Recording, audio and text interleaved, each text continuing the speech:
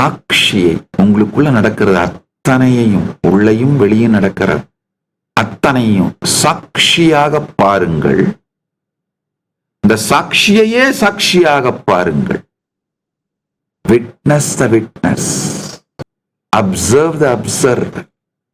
நான் சொல்லும் எல்லா சத்தியங்களும் அனுபூதியாக மலரும். அடுத்த சத்தியம், நாம எல்லாம் நினைக்கிறது, எனக்கு இவ்வளோ ஆசை இருக்கே சாமி, இவ்வளோ ஆசையை வச்சுக்கிட்டு என்னால அந்த பரமானுபூதி அடைய முடியுமா? நல்லா புரிச்சுக்கோங்க. பிரபஞ்சமே பரமானுபூதியை மையமாக வைத்து இயங்குகின்ற பிரபஞ்சமே விரிந்து கொண்டே இருக்கின்றது. நல்லா புரிஞ்சுக்கோங்க. இப்ப நான் சொல்றது அறிவியல் உண்மை.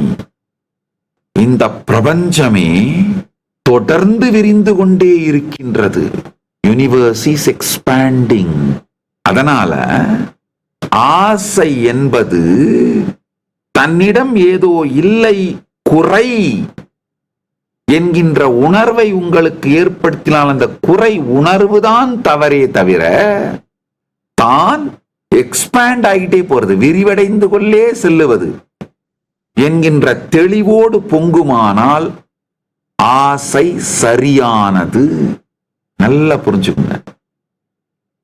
ஆசை சரியா தவறான்னு கேட்டீங்கன்னா இதான் விடை.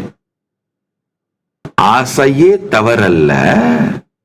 நீங்கள் ஏதோ இல்லாதவர், குறைபட்டவர் என்கின்ற எண்ணத்தில், என்கின்ற மாயையில், என்கின்ற மயக்கத்தில், என்கின்ற தவறான கருத்திலிருந்து தோன்றுமானால் அந்த ஆசை தவறு.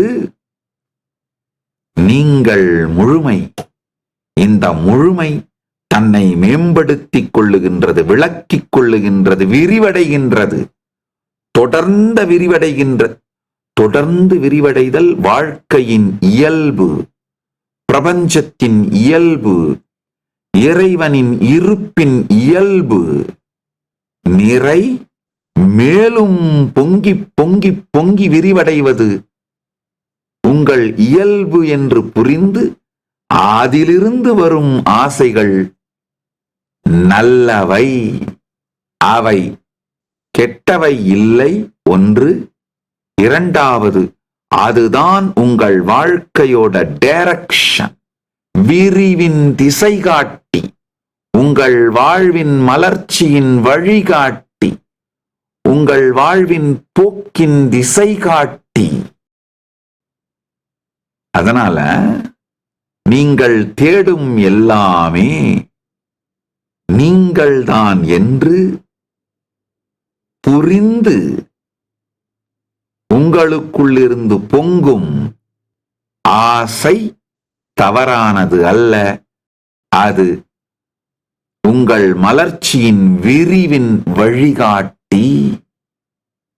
இந்த ரெண்டுத்துக்கு வித்தியாசம் புரிச்சுக்கோங்க. குறையில் இருந்து வரும் ஆசைகள் நிறைவேறுவதே இல்லை. நிறைவில் இருந்து வரும் ஆசைகள் நிறைவேறாமல் போவதும் இல்லை. குறைவில் இருந்து வரும் ஆசைகள் நிறைவேறுவதே இல்லை. நிறைவில் இருந்து பொங்குகின்ற ஆசைகள் நிறைவிலிருந்தே நிகழ்ந்து கொண்டே இருக்கும் வாழ்க்கையின் விரிவு. அதைத்தான் உபனிஷதம் ரொம்ப அழகா சொல்லுது. பூர்ணமத பூர்ணமிதம். நிறைவில் இருந்து நிறைவு பொங்குகிறது, முழுமையில் இருந்து முழுமை பொங்குகிறது. முழுமையில் இருந்து பொங்கும் முழுமையை முழுமையில் இருந்து பிரித்தாலும் குறையாவதில்லை, முழுமையாகவே இருக்கின்றது. பூர்ணமத பூர்ணமிதம் பூர்ணாத் பூர்ணமுதச்யதே பூர்ணஸ்ய பூர்ணமாதாய பூர்ணமேவாவசிஷ்யதே. ஓம் சாந்தி சாந்தி சாந்தி. ஆழ்ந்து கேளுங்கள், ஆழ்ந்து புரிந்து கொள்ளுங்கள். உங்கள் ஆசைகளை சற்றே ஆழ்ந்து பாருங்கள். சாட்சியாக பொங்கும் எண்ணங்கள் அனைத்திற்கும் சாட்சியாக இருந்து பார்த்தீர்களானால், உங்களிடம் ஏதோ ஒன்று இல்லை என்றும் குறை என்றும் நீங்கள் குறைவாக உணர்வதனால் அதிலிருந்து பொங்கும் ஆசைகள் நிறைவேறுவதே இல்லை. நிறைவேறினாலும் நீங்கள் அதை முழுமையாக நிறைவாக உணர்வதும் இல்லை. பொருளை அடைந்தாலும் அந்த ஆசை அடையப்பட்டாலும் திருப்தி அடையப்படுவதில்லை, நிறைவு அடையப்படுவதில்லை. நிறைவில் இருந்து பொங்குகின்ற எல்லா ஆசைகளும் விரிவு என்பதனால் அது நிகழ்ந்து கொண்டே இருக்கும். அது உங்களுக்கு ஒரு நாளும் ஒருபோதும் பொங்கும் பொழுதும் மலரும் பொழுதும் எக்காலத்தும் அது உங்களுக்கு குறை உணர்வை தருவதில்லை. உருவாகும் பொழுதும் மலரும் பொழுதும் நிறைவாக மாறும் பொழுதும் அது உங்களுக்கு குறை உணர்வையே தராததாக இருக்கும். Desire is not a signal of lack, but a signal of direction. Desire is life saying, come this way. நிஜமான ஆசை வாழ்க்கை காட்டுகின்ற வழி. விரிவுக்கும் தன் சுபாவமான மலர்ச்சிக்கும் பெரும் விரிவிற்கும் வாழ்வு காட்டும் வழி நிஜமான ஆசைகள். நிஜமான நீங்கள் ஆசைகளை தேடி ஓடுவதில்லை, அது நிகழ்வதற்கு அனுமதிக்கின்றீர்கள். அவ்வளவுதான். அந்த ஆசைகளை தேடி நீங்கள் ஓடுவதில்லை, பிச்சை எடுப்பதில்லை. அது தானாக உங்களை நோக்கி வருவதற்கு, உங்கள் வாழ்க்கையில் நிஜமாவதற்கு அனுமதிக்கின்றீர்கள். அவ்வளவுதான்.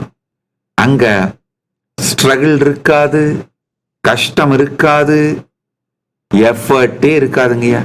ரிலாக்ஸா எஃபர்ட்லெஸ் ப்ரிசிஷன்ல நடக்கும். எந்த விதமான ஸ்ட்ரெஸ்ஸோ எஃபர்ட்டோ பயமோ